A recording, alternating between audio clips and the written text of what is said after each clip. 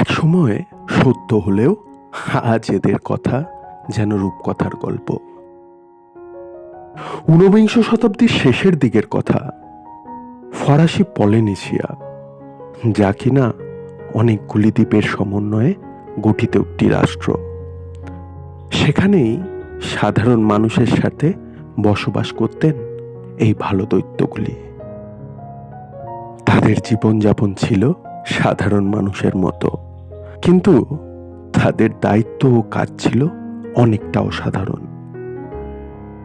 তারা তাদের এই দ্বীপগুলিকে দৈত্যাকার কিছু প্রাণী এবং বাইরের শত্রুদের হাত থেকে রক্ষা করত।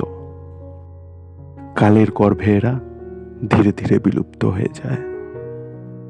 হয়তো তারা এখনো রয়েছে পৃথিবীর কোনো এক না জানা দ্বীপে, আমাদেরই অপেক্ষাতে।